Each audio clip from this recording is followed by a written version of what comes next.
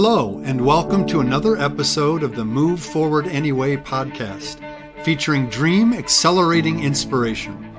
I'm Jeff Meyer, your host, author, entrepreneur, and coach. My goal with this podcast is to help you identify and clarify your own dream by taking wisdom from others' successes and challenges. If you're looking to take action on your dream, to make a difference doing something you love, but your fears are holding you back, then this podcast is for you. If you're interested in finding additional support, you can also check out my Dream Accelerator coaching program designed to help realize your full potential and reshape your future. As always, you can learn more about my Dream Accelerator program at jeffmeyer.org. Using my Dream Accelerating formula, heart-centered entrepreneurs can focus on their dream, name their fears, change their mindset, define their next, and move forward anyway. Welcome back, fellow successful dreamers. It's good to be with you again. Another episode of the Move Forward Anyway podcast. Thanks so much for joining us today. I am incredibly excited to talk to my cousin, my brother from a different mother, and our mothers happen to be related. It's pretty cool.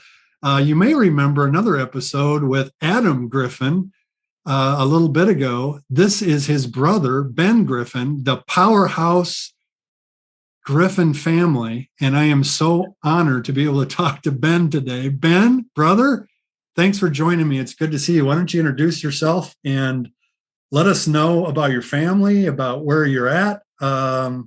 Just introduce yourself, brother. Yeah, absolutely. Honored to. And just throw in there, since we got that family connection, if anybody wants some dirt on Jeff, I'm your guy. So just shoot a message. Plenty of dirt, right? I might not know it all, but I know who to talk to. Yeah. Yeah. So I'm in the Twin Cities, Minnesota. The weather is just beginning to change here. So we're seeing all the leaves fall and start to cool off. And that's kind of a fun time of year too. But, I've been a pastor for almost 20 years now. And in that time, God has led me, not the most traditional path, but I was an associate pastor at a church doing outreach stuff and had the job of kind of building a community within a community, the church. Then God launched us out to start a church. That church started churches in the 10 years that I was there, which was a real blessing. And then for the last 4 going on 5 years, I've been working with an organization called LINC, LINC, where we're really in many ways the kingdom startup business. We want to see everyone in the cities that we work in experience the gospel in terms they can understand from someone they know. And and maybe I'm diving past the get to know me part. So tell me. It's awesome, man. Just jump in. Yeah. But, so we've learned the best way to do that is to find those dreamers. A lot of what you're doing and accelerating is to find those people God has put a dream on their heart and to encourage, equip, empower them to do what God has called them to do. So that has us doing some really fun stuff here in the Twin Cities. So not only, well, we're all practitioners too. So I've got some things that I've been working on, but we've got somebody starting a home for victims of sex trafficking. We've got churches that are launching in many different ethnic communities. We got a guy who's praying about starting a laundromat with the heart of it being a community connection place for the gospel of Jesus, and just dozens of other things, micro school movement and beyond. It's just a real joy to be a part of. How do we reach a community? We find those leaders and just come alongside them. So one of our key phrases with LINC is no leader walks alone. And so we don't know it all. We go to people like Jeff to learn the things we don't know, but we do promise that we're going to be with the people we work with every step of the way. And that's what we do.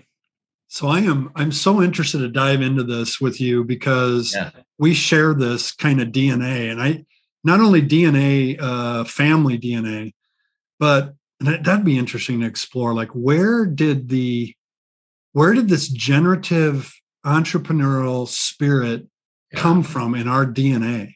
Yeah. Is it grandpa? Was it before grandpa? It would be interesting. Those raiding Vikings in our past. Raiding Vikings. I was just in Prague, and just outside of Prague was Mukov. Oh yeah. The Czech Republic, Mukov, where the Muko family was. I don't know if you even Wow. know this, but the Muko family was there. They were exiled to northern Germany, Stettin, Germany, in the late 1400s because they were raping and pillaging trade route people. And so they kicked them out of Mukov. And so we thought we're from Germany, but we actually have roots on Sarah Mukov, your grandma, my grandma, have roots in the Czech Republic. Wow. Well, they were entrepreneurs of a different stripe, it sounds like. That's exactly right. Wow. So you see those Capital One commercials, those old ones, those ruffians out there with their swords and wearing all the furs going, "What's in your wallet?" That's our family, man. Great. Anyway, so somewhere along the line, we got converted and we have this kingdom mindset, but you and I share this in the church space. Sometimes there's this conflict for us. Mm-hmm.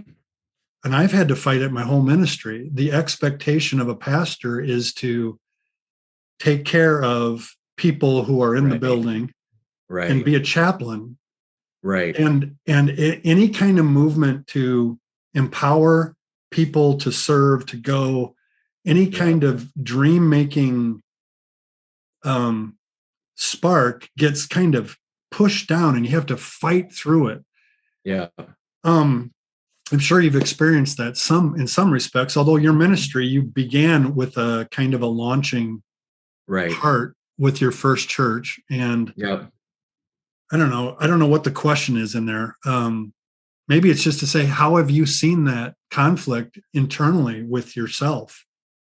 Yeah, well, there is pressure in ministry to be the shepherd, and we need those shepherds. Absolutely. Yes. The church needs them. But as you've probably talked about multiple times before, there's a fivefold aspect, the APEST, we call it: apostle, prophet, evangelist, shepherd, and teacher. And people often go, well, I just need you to shepherd me. And that's important. That's part of being a pastor, part of the local church and the community, is making sure shepherding is happening. But to neglect the other gifts is huge. And the context where that comes from, Ephesians 4, it's not talking about pastors. It's talking about the church. The church. So when it says apostles, prophets, evangelists, shepherds, teachers, it's not saying the guys up front or the person leading whatever. It's saying all of us and that reflection. But like anything, that just different gifts like that don't always jive, but when they do, it's beautiful, like a body. So I'm more apostolic, as I think you are on that side. And there is some shepherding in there, but it's something that God has called me to, but it's a more draining aspect, where the apostle side is more energizing for me. And so I kind of think of us apostles as the mushroom eaters, like, and not in the bad way, but like this, like, how do you know if a mushroom tastes awesome or will kill you?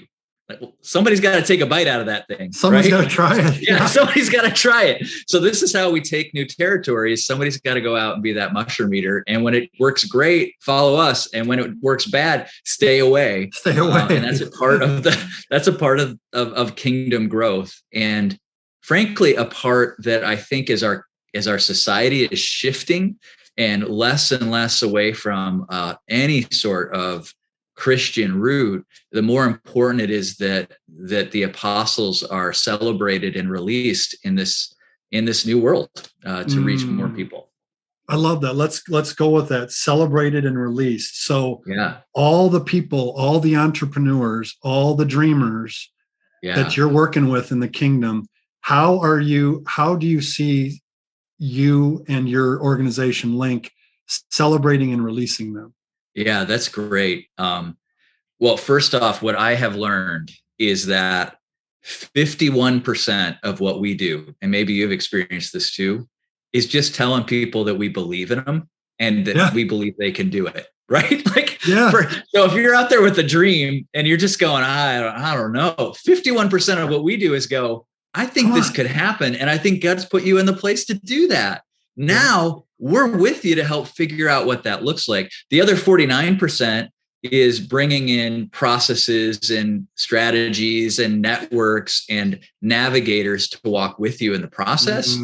But more than half is just, hey, I think if God has called you to this, I believe in you, and I think you can do that. And we have all sorts of strategies. We work to develop the person to be the leader God's called them to be and do the things that they've called to do. So we also help develop the organization. And one of the ways we've done that is the key way is one-on-one navigation. But as we've scaled as an organization, we've begun to capture those things in manuals. So we have one called the New Start Guide, which just walks you through how to develop and deploy. And then down the road, we got a map to create some other things, how to maximize and multiply. So once you're on the ground, how do you take it to the next level? So take these things that we're doing one-on-one, capturing them in workbook form so that it can echo out more. So it's repeatable. Yeah, it's scalable. Yeah, that's great. So 51% is just telling people they can do it. There is fear that every one of us encounter that helps us, that leads us to crave encouragement, right? And when I work with Dream Accelerator community, my clients in the Dream Accelerator community, fear is so real. And when we touch on that and we help people evaluate where their fear is and help them flip the switch and turn fear into fuel to launch them forward, there's a spark that goes on. They're just like, oh my gosh, I didn't even realize that I was afraid. I didn't even realize how fear was covering over things like distraction or delay or doubt or discouragement. And then most of our conversations around fear, especially in the church, is if you really are a faithful person, if you are a courageous leader, you are not afraid. You have to get rid of fear. I believe that is a complete lie. And I believe that fear comes along with courage. Courage is not that which is absent of fear. They're kissing cousins. Where there is courage, there's going to be fear. So let's utilize that fear and turn it into fuel. It's one of the few renewable human resources we have at our disposal. And so we have this system to help people flip fear into a positive reframe. That's powerful. And move forward anyway. And that's the name of the podcast, right? So as you're thinking about this, help our audience identify some of the fear that you have seen in the people you've worked with, or even in your own entrepreneurial story. How has fear stirred up with people that are trying to do a new thing, especially in the kingdom, because there is an enemy that wants us to not move forward anyway. He wants us to be afraid and to just shut down. So how have you seen that show up? That was a long way to get to that question. No, I'm with you, and I'm learning a ton. Thank you. Yeah, I've seen that all over the place in myself and in others. And I think one key way is we tend to measure God's presence with us on our level of comfort. Hey, things are going well, God's with me. Right? My ministry's flourishing in these ways and it's going easy, God must be with us. And yet that is not what the Bible teaches us. And that's not how the kingdom advances. And ironically, we have a society that chases comfort, but finds no contentment. And the truth is, when we do what you're talking about, when fear is a fuel, and we press forward into things God's called us, challenging things, pressing into them, what we find is maybe discomfort, but what we do find is contentment especially when we're walking in the ways of God. And I feel like we experience that in even the smallest ways. Like for me, if I don't work out in the morning, if I don't get that kind of push, like there can be a bit of a apathetic day versus that push through a challenge in the morning. I don't really want to do it, but man, afterwards, I'm so glad. I feel like the calling is often the same way. So that's not super practical to an individual, but that's more ideologically what I've seen and experienced. More practically, I see people get caught up in the fear of provision. Well, if I do this, how am I going to survive? Right? Who's going to feed my family? those which amazingly enough, usually those people have more than enough once they step out. And I'll just say this: when we have a dependence on God, there is no better place to be. But if we're trying to fix and get everything in place, we're really saying, God, I don't trust you. And that's not a great place to be. So I think that's one where I see people get hung up on. I see a fear of failure. Well, what if this doesn't go well? But man, isn't that the road towards success? So if something didn't work, that's okay. Yeah. I mean, name a person that hasn't failed. Name a raging success that actually didn't come through the road of some failures on the way. So the same thing is in our world as well. God uses those things to build and grow us. Yeah. Fear of failure. When there is no failure, it's just more information to be put into the pool of information to help guide you forward. Fear of lack of provision is huge. I hear that a lot. Yeah. What happens if I risk this? What bad thing could happen? Well, I might not make it financially. I might not be able to provide for my family. But the flip side question is one that we rarely ask. What happens if I don't pursue this dream? Wow. Now that's a way to turn fear into fuel. Right. What happens if I don't do this? Well, then we hear things like regret, or I might miss seeing something that God is calling me to. Because so often we don't find the way until we start stepping into it, right? That's so good. And so many people want to have it all mapped out before they take the first step. And that's just not the way it works. Oh man. And I mean, how many times have you mapped it out and it literally is not the way it works? Yeah. Almost every single time. Yeah. And usually there's a pleasant surprise. It might be a little jarring, but then you say, oh, there was something so much better than I ever anticipated going this direction. So how have you encountered that fear in yourself and moved forward anyway? What kind of support have you had around you that kept you going? I mean, I'm sure there were times when you just felt like maybe this wasn't supposed to happen. I just want to quit. It's not working the way I want to. How did you keep moving forward anyway? Yeah, all the time. A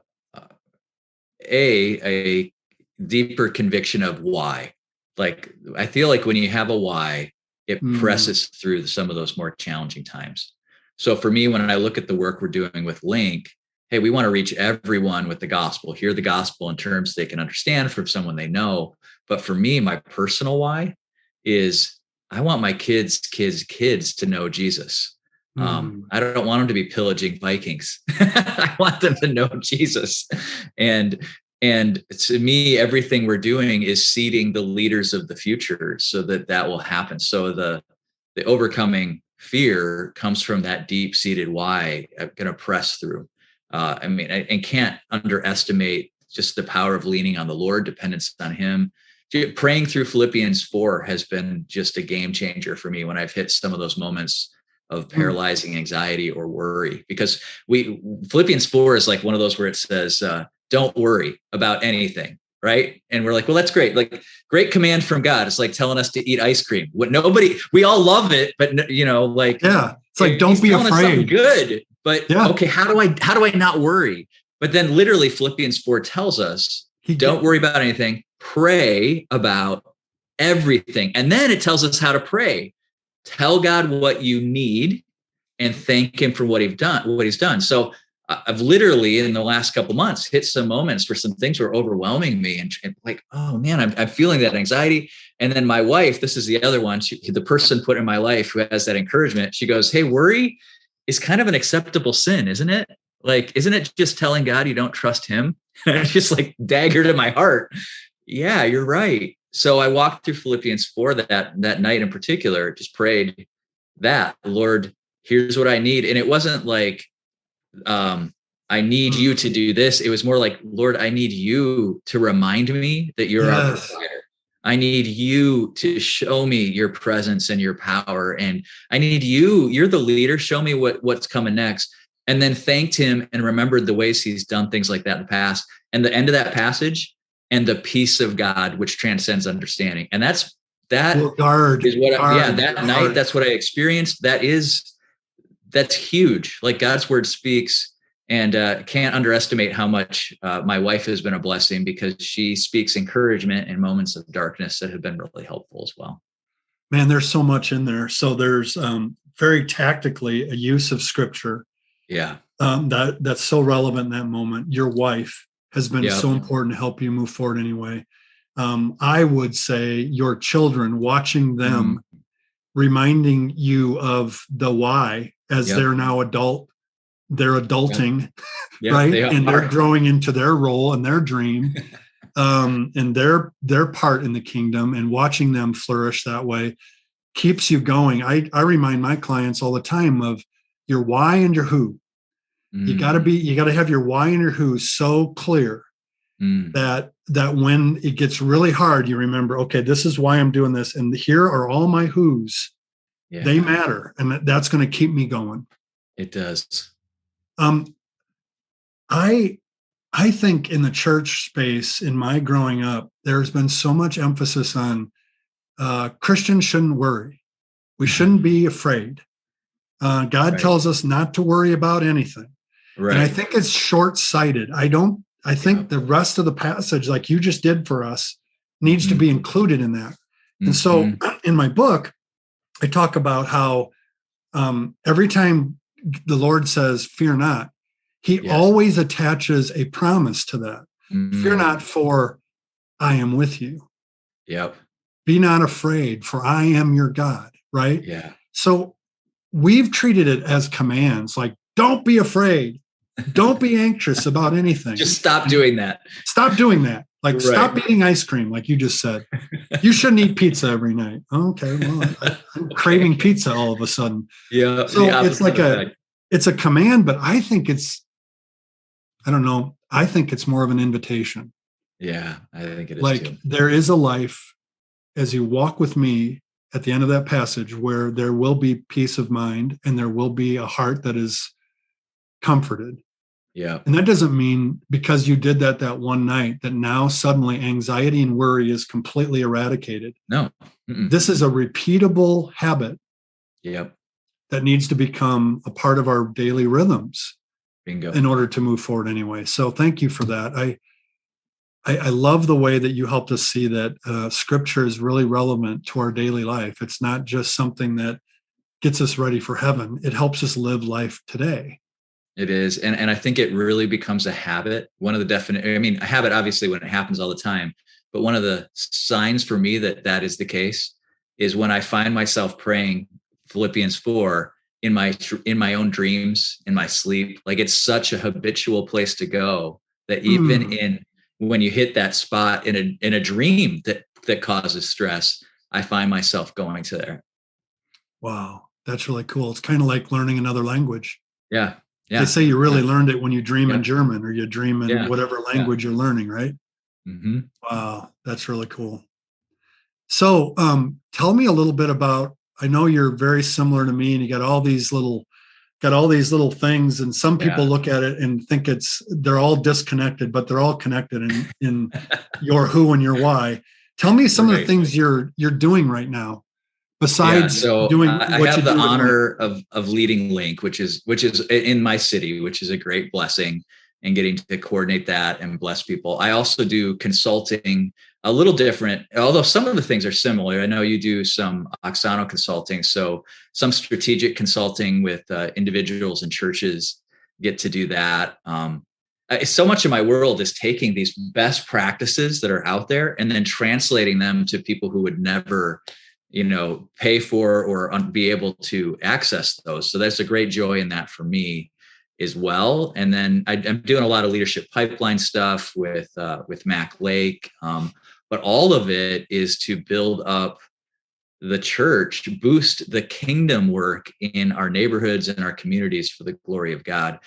Matt Peoples and I are working on a writing project right now called the Arrow Method, which is basically, we've got 1,000, everybody tells us 1,000 ways to solve the problems we have in our churches and our organizations.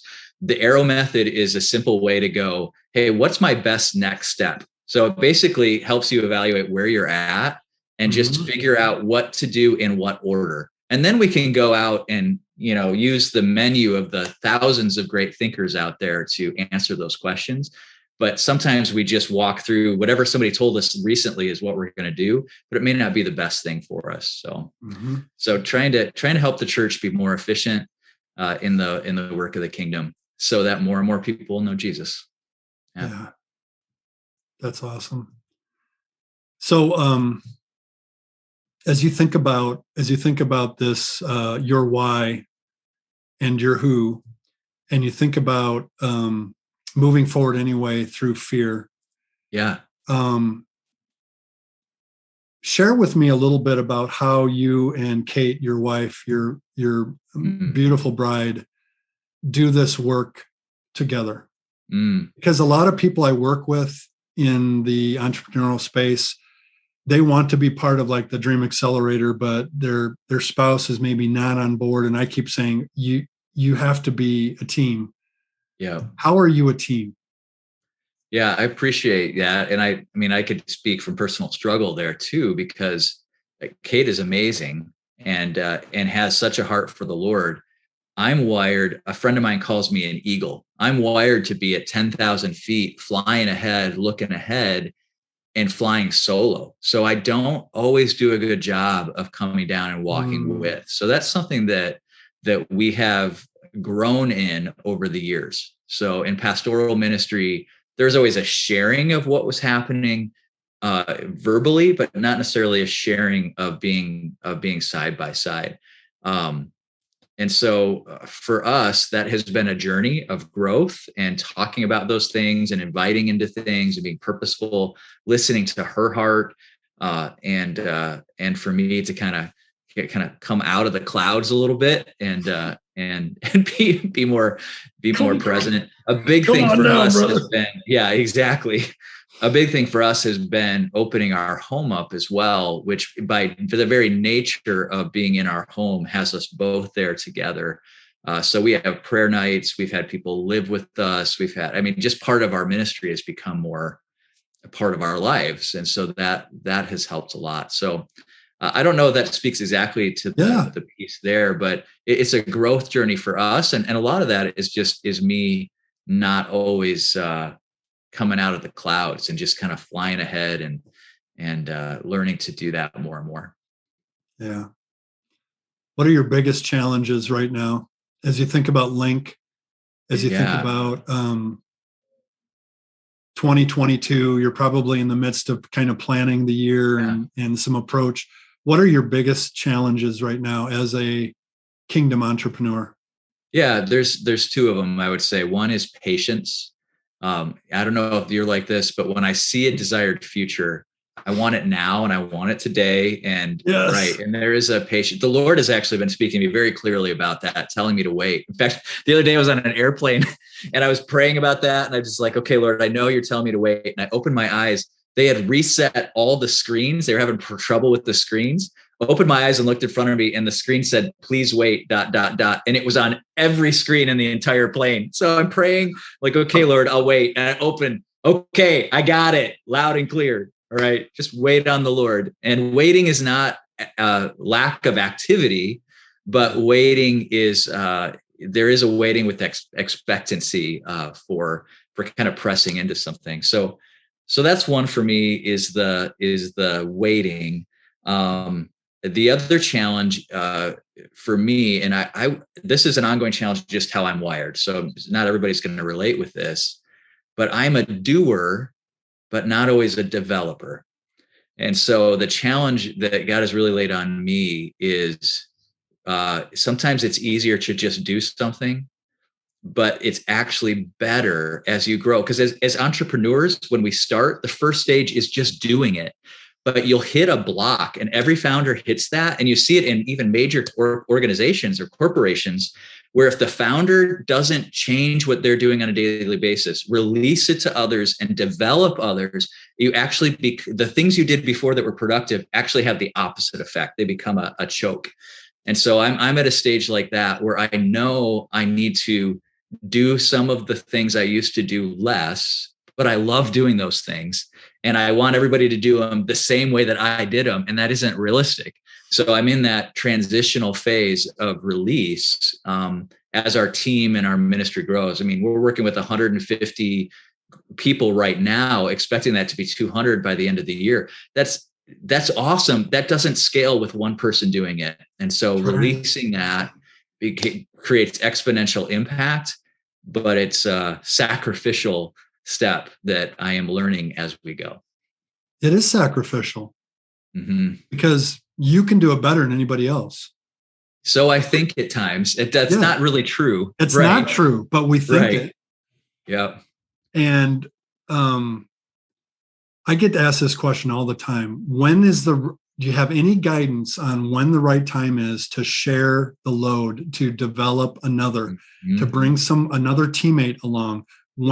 What are some of the indicators that it's time to entrust it to someone else to grow your team? Yeah. What would you say to that? Well, I think from day one, there should at least be somebody else beside you. And there's some good stuff. Yeah. From day one, there should be somebody, but there is a role. And what you'll see, and you've probably experienced this too, is as you grow, you wear a certain hat and you get something established. You need to constantly be looking for who takes this hat. And then you put on another one, and then you put on another one. And sometimes the answer to that is the person is here who I think can do it, and you need to release sooner. Sometimes the answer to that is we're not doing things that I think God is calling us to do. Why is that? Okay, well, I need to release things. So I think you feel, it's hard to say. It's not an exact science, but I think you feel pain points along the way. Yeah. Mac Lake will say about people development. He says, you choose your pain. Do you want to choose the pain today of slowing down to develop somebody, or choose the pain tomorrow of hitting a wall? Yeah. Yeah. So that to me, when you start to feel those pain points, you should immediately be thinking, who do we develop? That get right back to Ephesians 4. We're all different and wired to do this thing together. And I would highly recommend from day one sharing the load. There's an economic challenge with that too, as we build whatever it is we're building. Sometimes to add a teammate, it costs money. It's risky. And a lot of people wait until they have enough income to hire someone. And I think it's, again, it's an art, not a science.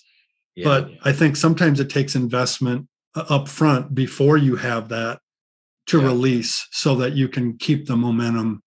I'm in that phase right now. And what I have learned to do is say to people who are coming on the team, like, here's where we're at. And we're at a phase where we're taking some risks financially. We believe where we're going, but there are some risks, and we're fundraisers. So part of you coming on the team is actually freeing me up to be more of a fundraiser for what we're doing. So we believe that's going to help. But here's the reality is we're in this together, and we're coming into this situation, and 6 months from now, 1 year from now, things could be really different. I can't promise you it's all going to be perfect, but I am going to promise you we're going to stay in good communication about it, so that we don't cause an issue for you. So I don't hire people with a commitment that I'm going to make sure they have a guaranteed paycheck for 10 years. I hire them with a commitment that we're going to stay in good contact, and we're going to work together to solve the issues that come up. Right. That's right. And that makes them a full partner. Bingo. In the vision, not just doing a job to get a paycheck. Yep. They're included in the vision. They are full participants in that. Yep. Awesome. So, that this podcast goes out to a lot of people who are exploring. They might have a fuzzy dream. They might have an idea. Might be a little bit afraid. They're hearing all these people talk about and learning principles of entrepreneurship. What would you like to say to them about their dream, about the idea they've got in their head to make a difference in the world? And they might be a little bit afraid. What would you like to say to them? Yeah, I guess we're jumping into the 51% right now. Yeah. I'm in the world of God-given dreams. And I guess this is what I would say from my heart is, if this dream is just you, then maybe it should be fuzzy and maybe it isn't something you should do.